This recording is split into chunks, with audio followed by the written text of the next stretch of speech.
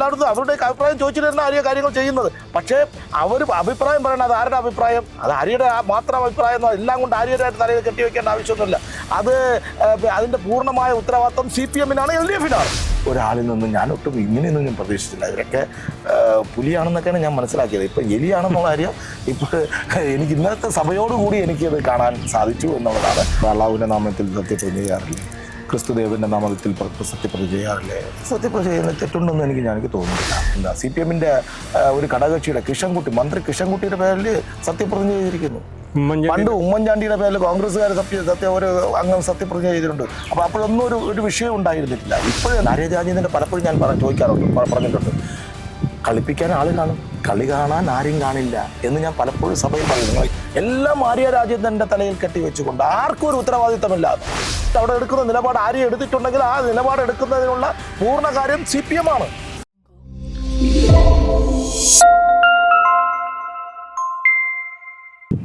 നമസ്കാരം.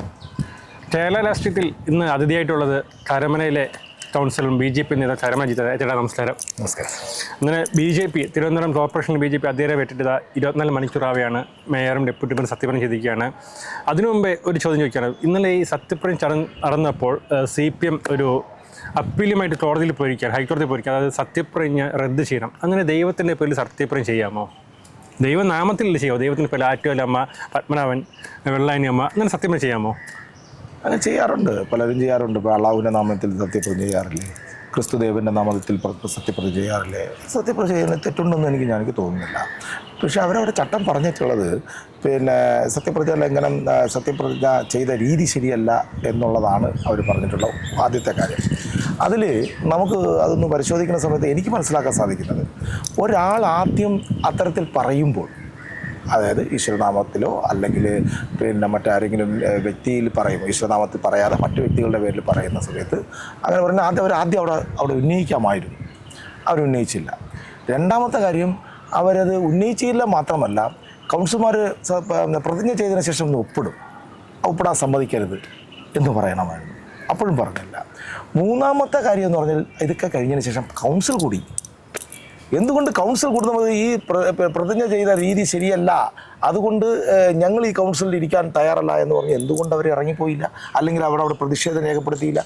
അതും ചെയ്തില്ല. സൗമ്യമായി കൗൺസിൽ സാധാരണ കൂടുമ്പോൾ ഒരു കൗൺസിൽ കൂടി എല്ലാം സന്തോഷമായി പിരിഞ്ഞു പോയതിന് ശേഷം ഇത് ആരോ പറഞ്ഞു കൊടുത്ത് ചെന്ന് കോടതി കൊടുക്കുമ്പോൾ പറയുന്നത്, ഇത് ആര് പറഞ്ഞു കൊടുത്തതെന്ന് എനിക്കറിയില്ല.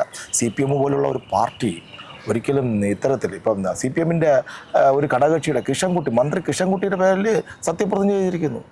പണ്ട് ഉമ്മൻചാണ്ടിയുടെ പേരിൽ കോൺഗ്രസ്സുകാർ ഒരു അംഗം സത്യപ്രതിജ്ഞ ചെയ്തിട്ടുണ്ട്. അപ്പോൾ അപ്പോഴൊന്നും ഒരു വിഷയം ഉണ്ടായിരുന്നില്ല. ഇപ്പോഴെന്താണ് വിഷയം ഉണ്ടെന്ന്, കാരണം എങ്ങനെയെങ്കിലും മേയർ തെരഞ്ഞെടുപ്പ് നടക്കരുത്, അതായത് അവർക്ക് കിട്ടില്ല എന്ന് അവർക്കറിയാം. BJPക്ക് ഭരണം വരരുത്. അതുകൊണ്ട് എന്ത് കോപ്രായിത്തനവും സഭയ്ക്കകത്ത് കാണിക്കരുത്. ഇതൊക്കെ കാണുന്നത് ജനങ്ങൾ കാണും. അതുപോലെ ഇവർ പോയി ചെന്ന് ഹൈക്കോടതി കൊടുത്ത്, ഇത് ആരാ പറഞ്ഞു കൊടുത്ത്? ഹൈക്കോടതി ഇത് കൊടുക്കാൻ വേണ്ടി, ഇങ്ങനെ ഒരു പരാതി കൊടുക്കാൻ വേണ്ടി. അത് പറയേണ്ടത് എവിടെയാണ്? അത് നമ്മൾ ഇതിൽ തന്നെ വ്യക്തമായിട്ട് മുനിസിപ്പൽ ആക്ടിൽ പറയുന്നുണ്ട്, 12ാം വകുപ്പ് പ്രകാരം നമ്മൾ അതാത് ജില്ലാ കോടതിയിലാണ് ഇത് ഫയൽ ചെയ്യേണ്ടത്. അങ്ങനെ വല്ലതും ഉണ്ടെങ്കിൽ അവിടെ ചെയ്തില്ല, നേരെ പൊത്തിട്ടുണ്ട് ഹൈക്കോടതി പോയി. ഇന്നിപ്പോൾ പറയാം, ഇപ്പോൾ ഹൈക്കോടതി എന്ത് പറയണം നോക്കട്ടെ. അത് മാത്രമല്ല, ആ ചെയറിൽ ഇരിക്കുന്ന ആരാണ്? ജുഡീഷ്യൽ ചുമതലയുള്ള ജില്ലാ കളക്ടറാണ്. ഒരു മിനി കോടതി അധിപനാണ് അവരെ നിയമം പഠിപ്പിക്കാൻ പോവുകയാണ്. ആരോ എന്തോ എഴുതി കൊടുത്തതിൻ്റെ ഇതെടുത്ത് വെച്ചാൽ അവിടെ വായിക്കുക എന്നൊക്കെ പറഞ്ഞത്. ദീപക് പോലുള്ള ഒരാളിൽ നിന്നും ഞാൻ ഒട്ടും ഇങ്ങനെയൊന്നും ഞാൻ പ്രതീക്ഷിച്ചില്ല. ഇവരൊക്കെ പുലിയാണെന്നൊക്കെയാണ് ഞാൻ മനസ്സിലാക്കിയത്. ഇപ്പം എലിയാണെന്നുള്ള കാര്യം ഇപ്പോൾ എനിക്ക് ഇന്നത്തെ സഭയോടുകൂടി എനിക്കത് കാണാൻ സാധിച്ചു എന്നുള്ളതാണ് ആ വിഷയത്തിൽ എനിക്ക് പറയാം. മറ്റൊരു കാര്യം, ഇപ്പോൾ നമ്മൾ ഈ BJP ഇലക്ഷൻ ജയിച്ചു, തിരുവനന്തപുരം കോർപ്പറേഷൻ പിടിച്ചു. അപ്പോൾ ട്രോൾ വന്നു, മേയർ ആര്യാണ് BJPയുടെ ഐശ്വര്യം, മേയർ ആര്യാണ് ഇതിനെല്ലാം കാരണം. ആര്യ കാരണമാണോ BJPക്ക് ഭരണം കിട്ടാൻ പ്രധാന കാരണം? ആര്യ മാത്രമല്ല, CPM-ൻ്റെ നേതൃത്വത്തിലുള്ള ഇടതുപക്ഷ ജനാധിപത്യ മുന്നണി കഴിഞ്ഞ 43 വർഷക്കാലം ഈ തിരുവനന്തപുരം നഗരത്തിൽ ഈ നഗരസഭ ഭരണം നടത്തിയതിൻ്റെ അതിൻ്റെ പരിമിത ഫലമാണ്. 5 വർഷം ആര്യ രാജേന്ദ്രൻ്റെ പലപ്പോഴും ഞാൻ പറഞ്ഞിട്ടുണ്ട്, കളിപ്പിക്കാൻ ആൾ കാണും, കളി കാണാൻ ആരും കാണില്ല എന്ന് ഞാൻ പലപ്പോഴും സഭയിൽ പറയുന്നു. നിങ്ങൾക്ക് ശ്രദ്ധിച്ചിട്ടുണ്ടായിരുന്നു. അതാണ് അവരെ കളിപ്പിച്ചത് ആരാ? CPM. കളി കാണാൻ ഇപ്പോൾ എല്ലാം കൊണ്ട് ആര്യയുടെ തലയിൽ വെച്ചിട്ടുണ്ട്. ഇപ്പോൾ ആ കുട്ടി മാത്രം ചെയ്തതു എന്നൊന്നും ഞാൻ പറയുന്നില്ല. അവരെ കൊണ്ട് ചെയ്യിപ്പിച്ചു.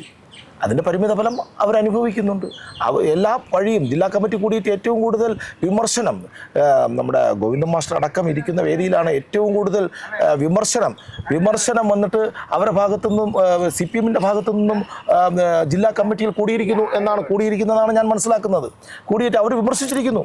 എങ്ങനെയാണ് വിമർശിച്ചിരിക്കുന്നത്? എല്ലാം ആര്യ രാജേന്ദ്രൻ്റെ തലയിൽ കെട്ടിവെച്ചുകൊണ്ട് ആർക്കും ഒരു ഉത്തരവാദിത്തമില്ലാതെ കാലാകാലങ്ങളിലുള്ള പാർട്ടിയുടെ ജില്ലാ സെക്രട്ടറി ഒക്കെ ഇതിൽ ജോലിക്കായിരുന്നാലും അനാവൂർ നാഗപ്പനിൽ നിന്ന് ഇത് ഒഴിഞ്ഞു പോകാനൊന്നും പറ്റില്ല. തീർച്ചയായിട്ടും ആ തരത്തിൽ എല്ലാവർക്കും ഇതിൽ പങ്കുണ്ട്.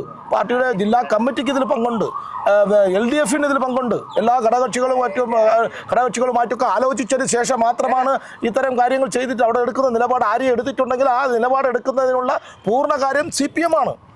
CPM-ൻ്റെ LDF ആണ്.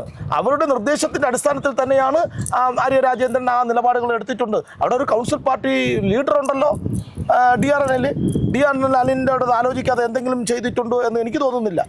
നാഴികയ്ക്ക് 40 വട്ടം നോട്ടം അത്രയും ഓരോ വിഷയത്തെ സംബന്ധിച്ചിടത്തോളം എടുക്കുന്ന സമയത്ത് ആര്യ രാജേന്ദ്രൻ്റെ നോട്ടമൊക്കെ കൗൺസിൽ പാർട്ടി ലീഡർ എന്നുള്ള DRNL-ൻ്റെ മുഖത്തായിരുന്നു. ഞാനിത് കണ്ടുകൊണ്ടിരിക്കുന്നതല്ലേ. അതെ, അത് കാണുന്ന സമയത്ത് ഡെപ്യൂട്ടി മാരനടുത്ത് എല്ലായിടത്തും അവരുടെ അഭിപ്രായം ചോദിച്ചിട്ടാണ് ആര്യ കാര്യങ്ങൾ ചെയ്യുന്നത്. പക്ഷേ അവർ അഭിപ്രായം പറയണം. അത് ആരുടെ അഭിപ്രായം? അത് ആര്യയുടെ മാത്രം അഭിപ്രായം. എല്ലാം കൊണ്ട് ആര്യയുടെ തലയിൽ കെട്ടിവെക്കേണ്ട ആവശ്യമൊന്നുമില്ല. അതിൻ്റെ പൂർണ്ണമായ ഉത്തരവാദിത്വം CPM-നാണ്, LDF-നാണ്. അവർ തന്നെയാണ് ഇതിൻ്റെ പൂർണ്ണമായ ഉത്തരവാദിത്തം. അല്ലാതെ ഒരു വ്യക്തിയിൽ കൊണ്ട് കെട്ടിവെച്ച് ഞങ്ങളെ പാർട്ടി ശുദ്ധരാണ്, ഞങ്ങളെ പാർട്ടി നല്ലവരാണ്, ഞങ്ങളെ പാർട്ടിക്ക് ഒരു തെറ്റും പറ്റിയിട്ടില്ല, പറ്റിയത് ആകപ്പാട് ആനമണ്ഡപത്തരമായത് ആര്യെ പിടിച്ച് മേയറാക്കി. ഇത് നമ്മൾ പറഞ്ഞല്ലോ, തുടക്കത്തിൽ തന്നെ പറഞ്ഞത്. നിങ്ങൾ ഇത് കാണിക്കുന്നത് ഈ തിരുവനന്തപുരം പോലുള്ള നഗരത്തിൽ ഇത്രയും പ്രബുദ്ധതയുള്ള ജനം തിങ്ങി പാർക്കുന്ന ഇവിടെ ഒരു പക്വതയും പാകുതയുമുള്ള ഒരാളിനെ കൊണ്ട് വയ്ക്കാമായിരുന്നല്ലോ എന്ന് നമ്മൾ കൗൺസിൽ പാർട്ടി ലീഡർ അന്ന് ചോദിച്ചിരുന്നു. ശരിയാണ്, ഞങ്ങളത് ചോദിച്ചിരുന്നു. കുറച്ചുകൂടെയൊക്കെ അല്ലെങ്കിൽ അവരെ നിയന്ത്രിക്കുവാൻ വേണ്ടിയുള്ള ഒരു സംവിധാനം ഉണ്ടാകണം. CPM-നെ സംബന്ധിച്ചിടത്തോളം ഒരു പാർട്ടിക്ക് ഒരു കേഡർ പാർട്ടിയാണ്. ഞാൻ ഇന്നും ബഹുമാനിക്കുന്ന ഒരു പാർട്ടിയാണ്. ആ പാർട്ടിയെ സംബന്ധിച്ചിടത്തോളം ഞാൻ പൂർണ്ണമായും തള്ളിപ്പറയും. അതിൽ ചില വ്യക്തികളെ മാത്രമാണ് ഞങ്ങൾ വിമർശിക്കുന്നത്. ചില വ്യക്തികളുടെ തീരുമാനത്തെ സംബന്ധിച്ച് മാത്രമാണ് നമ്മൾ വിമർശിക്കുന്നത്. അതിൻ്റെ പരിമിത ഫലമാണ് ഇവിടെ തിരുവനന്തപുരം നഗരസഭയ്ക്കകത്ത് വികസന മുരടിപ്പ്, അഴിമതി, കെടുകാര്യസ്ഥത, അതുപോലെ തന്നെ പിൻവാതിൽ നിയമനം, അതുപോലെ തന്നെ ഇവിടുത്തെ വിഷയങ്ങളായ മാലിന്യ വിഷയം, അതുപോലെ തന്നെ വെള്ളക്കെട്ട് വിഷയം, നായ്ക്കൾ വിഷയം, ഈ വിഷയങ്ങൾക്കൊന്നും പരിഹാരം കാണാത്ത ഒരു ഭരണസമിതി ഇനി എന്തിനു വേണം എന്ന് തിരുവനന്തപുരം നഗരത്തിലെ നഗരവാസികൾ ചിന്തിച്ചതിൽ തെറ്റൊന്നുമില്ല. അതിനൊരു പരിഹാരം എന്നുള്ള നിലയിൽ ഭാരതീയ ജനതാ പാർട്ടി, ദേശീയ ജനാധിപത്യ സഖ്യം, നരേന്ദ്രമോദികളുടെ കരങ്ങൾക്ക് ശക്തി കൊടുത്താൽ മാത്രമേ സാധിക്കുകയുള്ളൂ എന്ന് മനസ്സിലാക്കിയാണ് ഭാരതീയ ജനതാ പാർട്ടിക്ക് അനുകൂലമായ ഒരു വിധിയുണ്ടായതും പാർട്ടിയുടെ ഒരു മേയർ ഉണ്ടായതും. ഇതിന് മറ്റൊരു കാര്യം, ഇപ്പം 45 വർഷമായിട്ട് CPM ഭരിച്ചൊരു ഭരണസമിതിയാണ് നിങ്ങളിപ്പോൾ പിടിച്ചെടുത്തിരിക്കുന്നത്. ഈ 45 വർഷത്തെ അഴിമതിയിൽ നേരിട്ട് നേതാക്കൾക്കെതിരെ അല്ലെങ്കിൽ ജീവനക്കാർക്കെതിരെ നടപടി പ്രതീക്ഷിക്കാമോ നിങ്ങളുടെ BJP-യുടെ ഭരണസമിതിയിലൂടെ? നടപടി എന്ന് പറയുമ്പോൾ ഒരു അന്വേഷണമാണല്ലോ. ഇവിടെ ഇപ്പോൾ ക്രൈംബ്രാഞ്ച് അന്വേഷിക്കുന്ന കേസുകളുണ്ട്, അതുപോലെ തന്നെ വിജിലൻസ് അന്വേഷിക്കുന്ന കേസുകളുണ്ട്, അതുപോലെ തന്നെ നമ്മുടെ കൗൺസിലിൻ്റെ അകത്ത് തന്നെ നിയന്ത്രണത്തിൽ ചില അന്വേഷണങ്ങൾ നടക്കുന്നുണ്ട്. ഇതൊക്കെ നടക്കുന്നുണ്ട്. അതിനൊക്കെ അന്വേഷണ റിപ്പോർട്ടുകൾ വരുന്നതിൻ്റെ അടിസ്ഥാനത്തിൽ ആരാണോ ഉപ്പ് തിന്നത് അവൻ വെള്ളം കുടിക്കും, അതിൽ യാതൊരു സംശയമില്ല. ആരാണോ ഉപ്പ് തീറ്റിപ്പിച്ചത് അവർ വെള്ളം കുടിക്കും, ആരാണോ ഉപ്പ് തിന്നത് അവനും വെള്ളം കുടിക്കും. ഇതിപ്പം ഒരു ഉദ്യോഗസ്ഥനെ മാത്രം തലയിൽ കെട്ടി വെച്ചുകൊണ്ടൊന്നും പോകാനൊന്നും നമ്മൾ സമ്മതിക്കില്ല. ഇതിന് പൂർണ്ണമായ ഉത്തരവാദിത്തം ആരെങ്കിലും അഴിമതികൾ കാണിച്ചിട്ടുണ്ട് എന്നുണ്ടെങ്കിൽ അത് കാണിച്ചിട്ടുണ്ടെന്നുള്ളത് കൊണ്ട് നമ്മൾ അക്കമിട്ട് കഴിഞ്ഞ 5 വർഷക്കാലം ഓരോ അഴിമതികൾ ഏകദേശം 40ഓളം അഴിമതികളാണ് നമ്മുടെ കഴിഞ്ഞ 5 വർഷത്തിനകത്ത് മാത്രം നടന്നിട്ടുള്ളത്. ആ ഓരോ അഴിമതികളെ സംബന്ധിച്ചിടത്തോളം പല ഭാഗങ്ങളിലായി പല അന്വേഷണങ്ങൾ നടക്കുന്നുണ്ട്. ആ അന്വേഷണത്തിൻ്റെ അടിസ്ഥാനത്തിൽ ആരെയും നമ്മൾ രക്ഷപ്പെടുത്തുവാൻ തയ്യാറാവില്ല. BJP-യിൽ ജനങ്ങൾ തന്നിട്ടുള്ള വിശ്വാസം അഴിമതിരഹിതമായ ഒരു ഭരണ സംവിധാനം, അഴിമതി കാണിച്ചിട്ടുള്ളവരെ പുറത്താക്കിക്കൊണ്ടുള്ള ഒരു ഭരണ സംവിധാനം. തീർച്ചയായിട്ടും അഴിമതി കാണിച്ചിട്ടുള്ളവർ ആരായിരുന്നാലും ശരി തന്നെ അവർക്കെതിരെ തെളിവുകൾ വരുന്ന സമയത്ത് അതിൻ്റേതായ രീതിയിൽ അതിൻ്റെ നടപടിക്രമങ്ങൾ പൂർണ്ണമായിട്ടും, അതിന് ഒരു സംശയവും വേണ്ട, പൂർണ്ണമായിട്ടും അത്തരം നടപടികളുമായി മുന്നോട്ട് പോകും. അവസാനം ഒരു ചോദ്യം, ഇപ്പോൾ 2026 നിയമസഭാ തെരഞ്ഞെടുപ്പുള്ള സെമി ഫൈനലായിരുന്നു ഈ കോർപ്പറേഷൻ പഞ്ചായത്ത് തെരഞ്ഞെടുപ്പ്. അതിലെല്ലാം ആ സെമി ഫൈനലിൽ BJP-ക്ക് ഒരുവിധം വിജയം നേടാൻ സാധിച്ചു. ഒരു തിരുവനന്തപുരം കോർപ്പറേഷൻ പിടിച്ചെടുത്തു. ഓപ്പറേഷന് വേണ്ടി BJP-യുടെ സംസ്ഥാന അധ്യക്ഷൻ ഉൾപ്പെടെ ഇവിടെ നിന്ന് പ്രചരണം നടത്തി. അപ്പോൾ 26 ഫൈനലിൽ നിയമസഭാ തെരഞ്ഞെടുപ്പിൽ എത്ര സീറ്റ് പ്രതീക്ഷിക്കുന്നു? അത് ജനങ്ങളുടെ കയ്യിലിരിക്കുന്ന വിഷയമാണ്. നിങ്ങൾ ആരെങ്കിലും വിചാരിച്ചോ ഈ പറയുന്ന ഈ ഭരണസമിതി ഭാരതീയ ജനതാ പാർട്ടിയുടെ ഒരു മേയർ ഉണ്ടാകുമെന്ന് ഞങ്ങൾ പറഞ്ഞ സമയത്ത് നിങ്ങൾ പത്രക്കാരും മീഡിയകളൊക്കെ എന്ന് പറഞ്ഞത് നടക്കാത്ത സുലഭം മലപ്പുടിക്കാരൻ്റെ സ്വപ്നമെന്നാണല്ലോ നിങ്ങൾ പറഞ്ഞത്. അവിടെ നമ്മുടെ പാർട്ടിയുടെ മാരാർജി ഭവനുണ്ട്. മാരാർജി ഭവനിലെ മേയർക്കായിരുന്നാലും മുഖ്യമന്ത്രിക്കായിരിക്കാൻ തക്കുന്ന, അത് പ്രധാനമന്ത്രി വന്നാൽ പോലും തങ്ങാനുള്ള അത്യാധുനിക സംവിധാനത്തോടു കൂടി നിങ്ങളെല്ലാം നമ്മളെ കളിയാക്കി. മുഖ്യമന്ത്രിക്ക് നമ്മൾ മുഖ്യമന്ത്രി എന്തിനാ അതെ, അതെല്ലാവരും കളിയാക്കി.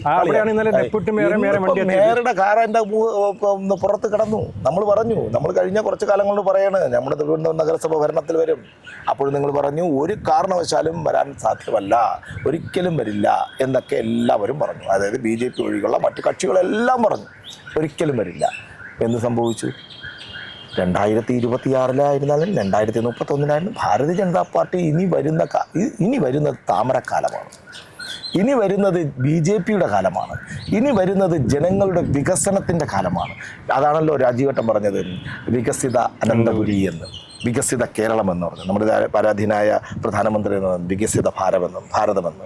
തീർച്ചയായിട്ടും ആ വികസനം കൊണ്ടുവരുവാൻ വേണ്ടി ഹെൽപ്പുള്ള ഒരു പ്രസ്ഥാനം എന്നുള്ള നിലയിൽ അതൊരു BJPക്ക് മാത്രമേ സാധിക്കുകയുള്ളൂ എന്ന് ജനങ്ങളുടെ മനസ്സിൽ അവർ എഴുതി കഴിഞ്ഞു. അതുകൊണ്ടാണ് BJPക്ക് അനുകൂലമായ ഒരു വിധിയെഴുത്ത് ഇപ്പോൾ തിരുവനന്തപുരം കോർപ്പറേഷനിൽ വരുന്നത്. തുടർന്നും ഉള്ള ഭരണം, അതിപ്പം തിരുവനന്തപുരം നഗരസഭ BJPയുടെ, പിന്നെ കേന്ദ്ര ഗവൺമെൻറ് BJPയുടെ, ഇനിയിപ്പോൾ കേരളം മാത്രമേ ഉള്ളൂ. തീർച്ചയായിട്ടും കേരളത്തിൽ വരും. ഇപ്പോൾ CPM ഒന്നും അഹങ്കാരിക്കേണ്ടാവില്ല. CPMന് ഒരു MP ഉള്ളൂ, ഞങ്ങൾക്കുണ്ട് ഒരു MP. അവർക്കൊരു കോർപ്പറേഷനേ ഉള്ളൂ, ഞങ്ങൾക്കും ഉണ്ട് ഒരു കോർപ്പറേഷൻ. ആലോചിക്കണം. തീർച്ചയായിട്ടും ഇപ്പോൾ അവരുടെ കയ്യിൽ LDFൻ്റെ ഭരണം ഉണ്ട് എന്നുള്ള ഒരു സംസ്ഥാനം നമ്മുടെ കയ്യിലുള്ള സംസ്ഥാനത്തിൻ്റെ എണ്ണങ്ങൾ അറിയാമല്ലോ. തീർച്ചയായിട്ടും അത് വിദൂരമല്ല. BJPയുടെ ജനങ്ങൾ ഇരു കൈകളും നീട്ടി സ്വീകരിച്ചു കഴിഞ്ഞു. അതിൻ്റെ ഒരു തെളിവാണ് തിരുവനന്തപുരം നഗരസഭയ്ക്കകത്ത് ഈ മിന്നും തിളങ്ങുന്ന ഒരു സ്വർണ്ണത്തിളക്കമുള്ള തങ്കത്തിളക്കമുള്ള ഒരു വിജയം BJPക്ക് ഉണ്ടായത്, നമ്മുടെ മേയർ ഉണ്ടാവാനുള്ളതും അതുകൊണ്ട് തന്നെയാണ്. ഒരുപാട് നന്ദി.